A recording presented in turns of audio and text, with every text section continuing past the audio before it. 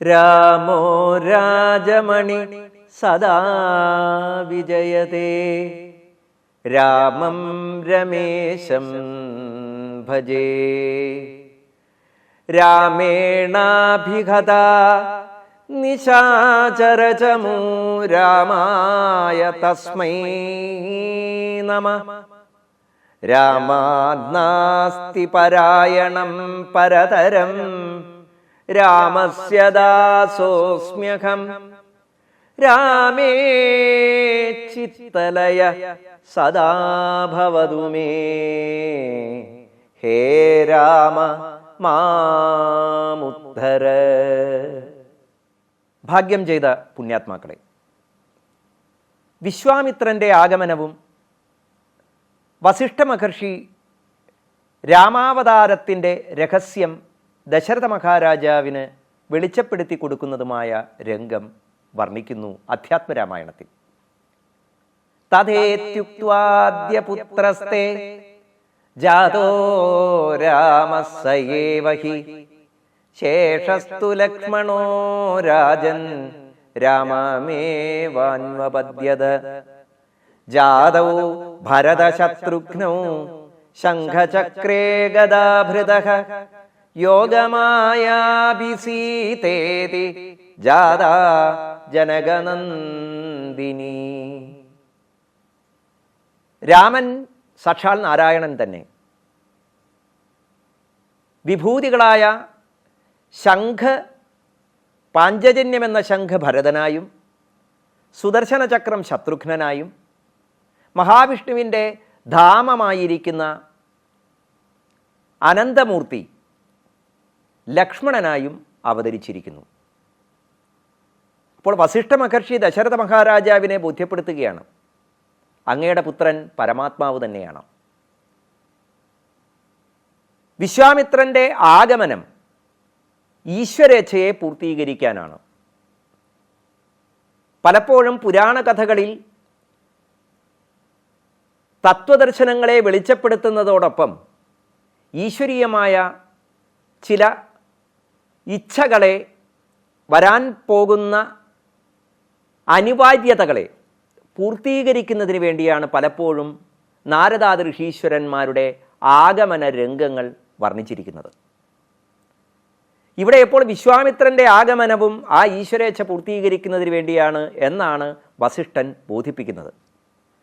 അതുകൊണ്ടാണ് രാമ ലക്ഷ്മണ ഭരത ശത്രുഘ്നന്മാർ ആ വിഷ്ണു സ്വരൂപങ്ങൾ തന്നെയാണ് എന്നുള്ള തത്വത്തെ വെളിച്ചപ്പെടുത്തുന്നതോടൊപ്പം മഹാലക്ഷ്മിയാണ് ജനക മഹാരാജാവിൻ്റെ പുത്രിയായി, ജാനകിയായി, സാക്ഷാൽ സീതാദേവിയായി അവതാരം കൈക്കൊണ്ടിരിക്കുന്നത് എന്ന കാര്യവും ഇവിടെ വസിഷ്ഠ മഹർഷി ദശരഥനോട് പറയുന്നത്.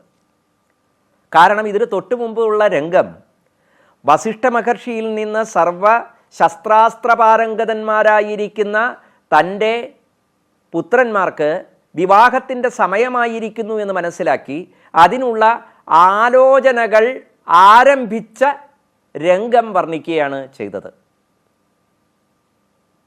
അപ്പോൾ വിശ്വാമിത്രൻ്റെ ആഗമനം ദശരഥൻ എന്താണോ മനസ്സിൽ ഇപ്പോൾ സങ്കല്പിച്ചിരിക്കുന്നത്, ആ രാമൻ്റെയും രാമാനുജന്മാരുടെയും ഗൃഹസ്ഥ ജീവിതത്തിലേക്കുള്ളതായ ഈശ്വരേച്ഛകളെ കാലമൊരുക്കി വെച്ചതായ ആ അനിവാര്യതകളിലേക്ക് അവരെ കൂട്ടിക്കൊണ്ടുപോകാൻ വേണ്ടി കൂടിയാണ് വിശ്വാമിത്ര മഹർഷി വന്നു ചേർന്നിരിക്കുന്നത്. വസിഷ്ഠ മഹർഷിയിൽ നിന്നും രാമരഹസ്യത്തെ മനസ്സിലാക്കിയതായ ദശരഥ മഹാരാജാവ് വളരെയധികം സന്തോഷിച്ചു. അദ്ദേഹം വിശ്വാമിത്ര മഹർഷിയെ നമസ്കരിച്ച് രാമലക്ഷ്മണന്മാരെ കൂടെ അയക്കുന്നു. കാട്ടിലൂടെയുള്ള യാത്ര, പ്രകൃതിയുടെ മനോഹാരിതകളെ ആസ്വദിച്ചുകൊണ്ട് ആ രാജകുമാരന്മാർ വിശ്വാമിത്രൻ എന്ന ആ മഹാഗുരുവിലൂടെ കാടിനുള്ളിലെ ഋഷ്യാശ്രമങ്ങളുടെ മാഹാത്മ്യങ്ങൾ മനസ്സിലാക്കുന്നു. ഈശ്വരന്മാർക്ക് ഈ ലോകത്തിൽ ഒന്നും പഠിക്കേണ്ടതില്ല, ഒന്നും മനസ്സിലാക്കുവാനുമില്ല. ആ ഈശ്വര സ്വരൂപികളായിട്ടുള്ള അവതാരപുരുഷന്മാരുടെ കഥകളിലൂടെ അവരുടെ ചോദ്യങ്ങൾക്ക് ഗുരുഭാവത്തിൽ ഉത്തരം പറയുന്ന ഋഷീശ്വരന്മാരുടെ ദർശനങ്ങളെ ആ കഥകൾ കേൾക്കുന്ന നമ്മിലേക്ക് പകർന്നു തരിക എന്നതാണ് ഈ പുരാണ കഥകളുടെ മുഴുവൻ ഉദ്ദേശം. അധ്യാത്മരാമായണത്തിലും വാത്മീകി രാമായണത്തിലും വിശ്വാമിത്രനോടൊപ്പം യാത്രയാകുന്ന രാമലക്ഷ്മണന്മാർക്ക് വിശ്വാമിത്രൻ പ്രകൃതിയുടെ രഹസ്യങ്ങളെ, ആശ്രമത്തിൻ്റെ കണ്ട് മുട്ടുന്നതായ ഓരോ സ്ഥലങ്ങളുടെയും മഹിമകളെ വർണ്ണിച്ചുകൊണ്ട് ചില പുരാണ കഥകളെ അവിടെ പറഞ്ഞുകൊടുക്കുന്നു. അതോടൊപ്പം ഋഷിപാരമ്പര്യങ്ങളുടെ മഹത്വങ്ങളെയും വെളിച്ചപ്പെടുത്തുന്നു. അപ്പോൾ വസിഷ്ഠ മഹർഷിയിൽ നിന്ന് പഠിച്ച വിദ്യകളുടെ നേരിട്ടുള്ളതായ അനുഭവങ്ങൾക്ക് വേണ്ടിയാണ് വിശ്വാമിത്ര മഹർഷി രാമലക്ഷ്മണന്മാരെ കൂട്ടിക്കൊണ്ടുപോകുന്നത് എന്ന് നമുക്ക് മനസ്സിലാക്കാം. രാമായണ കാവ്യത്തെ ലോകത്തിന് മുഴുവൻ പകർന്നു കൊടുക്കുന്ന ധർമ്മോപദേശമായി നമ്മൾ സ്വീകരിക്കുമ്പോൾ, ഈ പ്രപഞ്ച രഹസ്യങ്ങളെ വെളിച്ചപ്പെടുത്തുന്ന ദർശനമായി ഉൾക്കൊള്ളാൻ ശ്രമിക്കുമ്പോൾ, കാവ്യം എന്ന് പറയുന്നത് ആസ്വദിക്കുക, താദാത്മ്യ ഭാവേനയാണ്. നമ്മൾ അതായി മാറുന്നു. അപ്പോൾ കഥ കേൾക്കുന്ന സമയത്ത് ആ കഥയിലെ കഥാപാത്രങ്ങളായി തന്മയീഭാവം സംഭവിക്കുമ്പോൾ ഇവിടെ വിശ്വാമിത്രനും രാമനും ലക്ഷ്മണനും ഒക്കെ നമ്മൾ തന്നെയായി പരിണമിക്കുന്നു. അപ്പോൾ ഈ പ്രകൃതി ഭാഷയിലൂടെയുള്ള യാത്ര നമ്മുടെ യാത്രയാണ്.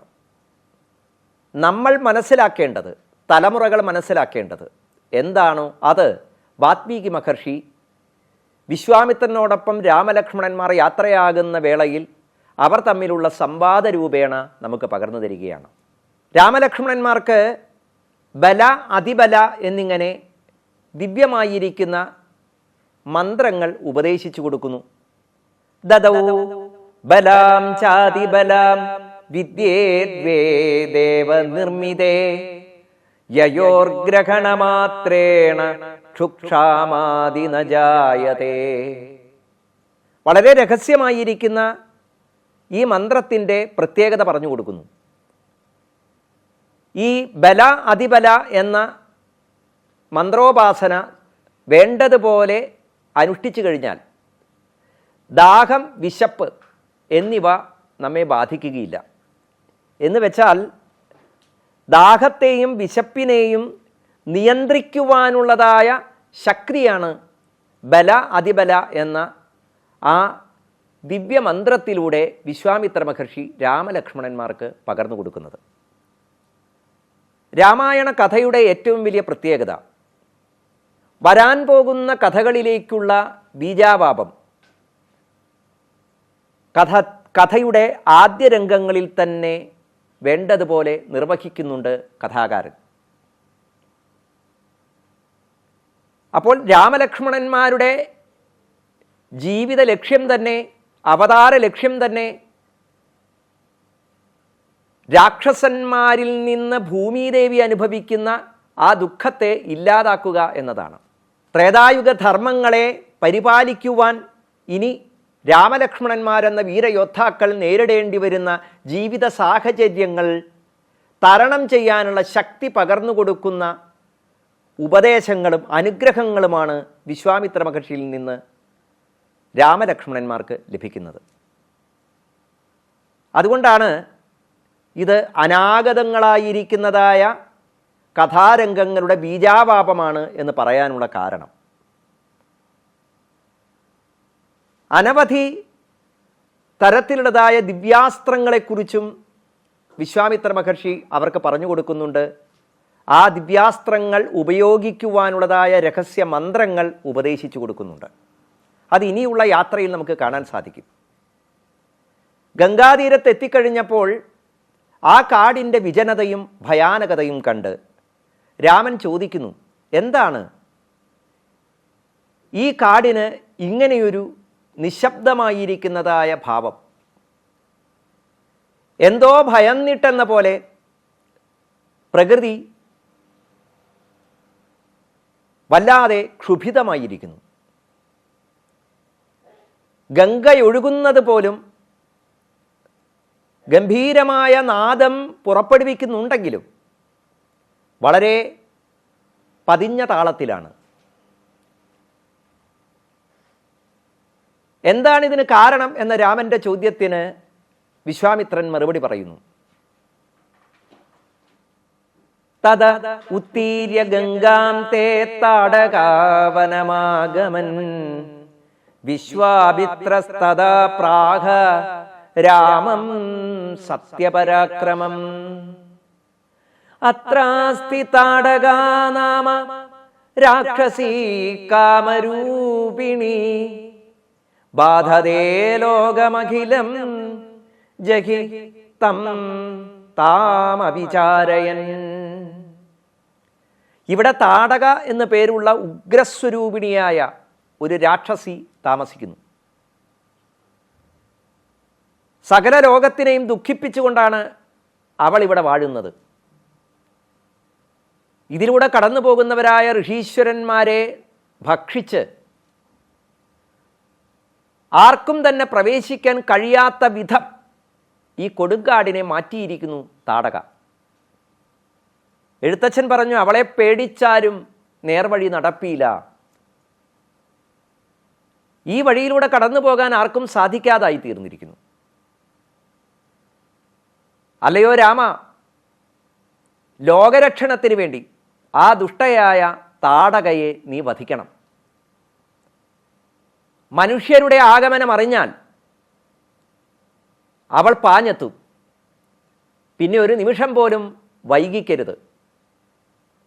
ഉഗ്രയായിരിക്കുന്ന അവൾ പലതരത്തിലുള്ളതായ മായകൾ പ്രയോഗിക്കുന്നവളാണ്. അതിനെയെല്ലാം തരണം ചെയ്യാൻ രാമ നിനക്ക് സാധിക്കും. നിന്റെ പരാക്രമത്താൽ താടകയെ വധിച്ച് ലോകത്തെ ഈ ദുഃഖത്തിൽ നിന്ന് രക്ഷിച്ചാലും എന്ന് വിശ്വാമിത്ര മഹർഷി രാമനോട് ആജ്ഞാപിക്കുന്നു. തഥേതി ധനുരാദായ സഗുണം രഘുനന്ദന ടങ്കാരമകരോത്തേന ശബ്ദേന പൂരയത്വനം. ശ്രീരാമൻ ഗുരുനാഥനായിരിക്കുന്ന വിശ്വാമിത്രനെ വന്ദിച്ച് അദ്ദേഹത്തിൻ്റെ വാക്കുകളെ സാർത്ഥകമാക്കുന്നതിന് വേണ്ടി വില്ലെടുത്തു. ഞാൻ വലിച്ചു കെട്ടി. ആ ഞാൻ ആഞ്ഞൊന്ന് വലിച്ചു വിട്ടു. ആ ഞാണിൻ്റെ ധ്വനി കാട്ടിലാകമാനം അലയടിച്ചു. ഘോരമായിരിക്കുന്ന ആ ശബ്ദം കേട്ട് ഉഗ്രയായിരിക്കുന്ന താടക വായും പിളർത്തി പാഞ്ഞെത്തി അവിടേക്ക്. ഭീകരസ്വരൂപിണിയായ അവളുടെ വരവ് കണ്ട് ശ്രീരാമൻ വില്ലിൽ അസ്ത്രം തൊടുത്തു. താമേകേന ശരേണാശു താടയാമാസ ഭക്ഷസീ പപാത വിപിനേ ഘോരാ വമന്തി രുധിരം ബഹൂ. അസ്ത്രം വലിച്ചു വിട്ടു രാമൻ. താടകയുടെ ഹൃദയത്തിൽ തന്നെ ആ അസ്ത്രം ചെന്നുകൊണ്ടു. അവരുടെ ശരീരം ഛിന്നഭിന്നമായി. അതിൽ നിന്ന് അതിദിവ്യയായിരിക്കുന്ന ഒരു സുന്ദരി ആവിർഭവിച്ചു, ഒരു യക്ഷി. തതോതി സുന്ദരീ യക്ഷി സർവാഭരണഭൂഷിത ശാപാത് പിശാചതാം പ്രാപ്ത മുക്താ രാമപ്രസാദത നത്വാ രാമം പരിക്രമ്യ ഗദാ രാമാജ്ഞയാ ദിവം. അതിസുന്ദരിയായിരിക്കുന്ന ആ യക്ഷി രാമലക്ഷ്മണന്മാരെയും വിശ്വാമിത്രനെയും പ്രദക്ഷിണം ചെയ്ത് വന്ദിച്ചു. എന്നിട്ട് രാമൻ്റെ അനുഗ്രഹം നേടി ആകാശത്തിലേക്ക് ഉയർന്നുപോയി. ഇങ്ങനെയാണ് താടകാവധത്തിൻ്റെ രംഗം അധ്യാത്മരാമായണത്തിൽ വർണ്ണിക്കുന്നത്. യക്ഷി എന്ന പദം കേൾക്കുമ്പോൾ നമ്മുടെ മനസ്സിലേക്ക് നമ്മൾ കേട്ട യക്ഷിക്കഥകളിലെ രൂപമാണ് ഓർമ്മ വരിക. പക്ഷേ പുരാണങ്ങൾ വായിക്കുമ്പോഴാണ് നമുക്ക് മനസ്സിലാക്കാൻ സാധിക്കുന്നത് യക്ഷരക്ഷോ വർഗങ്ങൾ എന്ന് പറയുന്ന പ്രപഞ്ച സൃഷ്ടി സമയത്ത് തന്നെ മനുഷ്യരെ പോലെ ഈ പ്രകൃതിയിൽ ജീവിക്കുന്ന മറ്റ് ജീവജാലങ്ങളിൽ പെടുന്ന ജീവവർഗങ്ങൾ തന്നെയാണ് യക്ഷി എന്ന പദം കൊണ്ട്, അതുപോലെ ഗന്ധർവ, കിന്നര, അപ്സര പദങ്ങളെ കൊണ്ടൊക്കെ വ്യവഹരിക്കുന്നത് എന്ന് നമുക്ക് മനസ്സിലാക്കാൻ സാധിക്കും. പിന്നെ മനുഷ്യരിൽ നിന്ന് അവർക്കുള്ള പ്രത്യേകത സ്വേച്ഛാചാരിണികളാണ്, സ്വേച്ഛാചാരികളാണ്. സ്വന്തം ഇഷ്ടത്തിനനുസരിച്ച് മനുഷ്യരുടെ ദൃഷ്ടിയിൽപ്പെടാതെ സ്വന്തം സാന്നിധ്യത്തെ മറ്റുള്ളവർക്ക് മനസ്സിലാക്കാൻ പറ്റാത്ത വിധം സ്വയം മറഞ്ഞു നിൽക്കാനും മായകൾ കാണിക്കാനും ഒക്കെ കഴിവുള്ളവരാണ് ഈ യക്ഷരക്ഷോവർഗങ്ങൾ എന്ന് പുരാണ കഥകൾ സൂചിപ്പിക്കുന്നു. അപ്പോൾ യക്ഷന്മാർ, യക്ഷികൾ, ഗന്ധർവന്മാർ, അപ്സരസുകൾ, കിന്നരന്മാർ ഇവരൊക്കെ ഈ ഭൂമിയിൽ തന്നെയാണ് ജീവിക്കുന്നത്. അവർക്കൊക്കെ ഓരോ ലോകമുള്ളതായി പറയുമ്പോൾ, ഗന്ധർവലോകം, അപ്സരലോകം എന്നൊക്കെ പറയുമ്പോൾ അതൊന്നും ഭൂമിയിൽ നിന്ന് അപ്പുറമല്ല. ഭൂമിയിൽ തന്നെ നമ്മൾ മനുഷ്യർ ഈ പ്രപഞ്ചത്തെ അനുഭവിക്കുന്നത് കണ്ണ്, മൂക്ക്, നാവ്, ത്വക്ക്, ചെവി എന്നിങ്ങനെ 5 ഇന്ദ്രിയങ്ങളിലൂടെയാണ്. ഈ 5 ഇന്ദ്രിയങ്ങളിലൂടെ അനുഭവിക്കുന്നു എന്നുള്ളത് കൊണ്ടാണ് ഇതിനെ നാം പ്രകൃഷ്ടേണ പഞ്ചീകൃതമായത് പ്രപഞ്ചം എന്ന് വ്യവഹരിക്കുന്നത്. ഈ 5 അനുഭവങ്ങളോട് കൂടിയതാണ് പ്രപഞ്ചം. പ്രപഞ്ചം എന്ന വാക്കിൽ തന്നെ പ്രപഞ്ച ദർശനം ഉൾക്കൊണ്ടിരിക്കുന്നു. പക്ഷേ ഈ 5 അനുഭവങ്ങൾ കൂടാതെ മറ്റനുഭവങ്ങളും ഈ ഭൂമിയിലുണ്ട്, ഈ പ്രകൃതിയിലുണ്ട്, ഈ ലോകത്തുണ്ട്. അത് ഓരോ ജീവജാലങ്ങളുടെയും ശരീര സ്വഭാവമനുസരിച്ച് വ്യത്യസ്തമാണ്. അതുകൊണ്ട് തന്നെ ഈ ശരീര സ്വഭാവങ്ങളുടെ വ്യത്യസ്തതകൾക്കനുസരിച്ച് പ്രപഞ്ചവും വ്യത്യസ്തങ്ങളാണ്. നമുക്കിത് പ്രപഞ്ചമാണെങ്കിൽ മറ്റ് ജീവജാലങ്ങൾക്ക് ഈ 5 അനുഭവങ്ങളെ കൂടാതെ മറ്റ് പല അനുഭവങ്ങളുമാണ് ഉള്ളത്. അന്തരീക്ഷത്തിൻ്റെ താപത്തെ തിരിച്ചറിഞ്ഞ് ആ അനുഭവത്തിലൂടെ ശത്രുക്കളുടെ സാന്നിധ്യം അറിയുന്നവർ, ഇരയുടെ സാന്നിധ്യം അറിയുന്നവർ, ശബ്ദത്തിലൂടെ മാത്രം പ്രപഞ്ചത്തെ അറിയുന്നവർ, ഗന്ധത്തിലൂടെ പ്രപഞ്ചത്തെ അറിയുന്നവർ, ഇങ്ങനെയൊക്കെയുള്ള ജീവിവർഗങ്ങളെപ്പോലെ അണ്ഡജ, ഉദ്ഭിജ, സ്വേദജ, ജരായുജങ്ങളായിരിക്കുന്ന ജീവജാലങ്ങളിൽ പെടുന്ന, എന്നാൽ മനുഷ്യരെക്കാൾ ചില വൈശിഷ്ട്യങ്ങളുള്ള ദേവതകളായും ഒക്കെ യക്ഷ, യക്ഷി, ഗന്ധർവ, കിന്നരാദികളെ പുരാണങ്ങൾ വർണ്ണിക്കുന്നു. അപ്പോൾ താടകയുടെ കഥയും അതുതന്നെയാണ്. താടക രാക്ഷസിയായി മാറുന്നതിന് മുമ്പ് അതിസുന്ദരിയായ ഒരു യക്ഷിയായിരുന്നു. രാക്ഷസിയുടെ രൂപം എന്താണ് എന്ന് രാമൻ ലക്ഷ്മണനോട് പറയുന്ന വാക്കുകളിൽ നിന്ന് വ്യക്തമാണ്.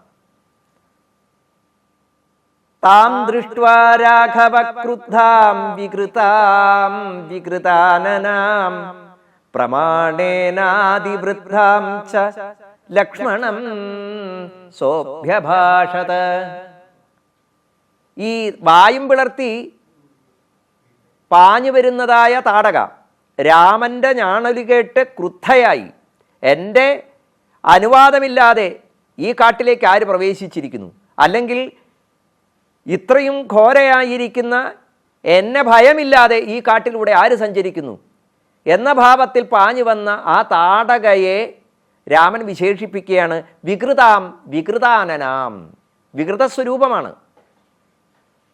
പശ്യ ലക്ഷ്മണ യക്ഷിണ്യാ ഭൈരവം ദാരുണം വപു ഭീദ്യേരൻ ദർശനാദസ്യ ഭീരൂണാം ഹൃദയാനി ച. ഭീരുക്കൾ ഈ രാക്ഷസീയ രൂപം കണ്ടാൽ അവരപ്പം തന്നെ ഹൃദയം തകർന്ന് മരിക്കും. അത്രയും ഭീകരസ്വരൂപമാണ് ഈ താടകയുടേത് എന്ന് പറയുന്നു. അങ്ങനെയുള്ള ആ ഭീകരസ്വരൂപത്തിലേക്ക് ഈ താടക എങ്ങനെയാണ് പരിണമിച്ചത്? അതിസുന്ദരിയായി യക്ഷിണിയായി ആ താടകയ്ക്ക് രാമബാണം ഏറ്റ് ആ ഘോരരൂപത്തിൽ നിന്ന് മുക്തി നേടാൻ സാധിച്ചു. രാമബാണത്താൽ ശാപമുക്തി നേടിയ അതിസുന്ദരിയായി യക്ഷിണിയായി രാമനെ നമസ്കരിച്ച് അവൾ യാത്രയായി എന്ന് കഥ അവസാനിക്കുന്നു. പക്ഷേ ആ യക്ഷിണി എങ്ങനെയാണ് ഘോരയായ ഒരു രാക്ഷസിയായി മാറിയത് എന്ന കഥ അത് നമുക്ക് അടുത്ത അധ്യായത്തിൽ കേൾക്കാം. എല്ലാവർക്കും നമസ്കാരം.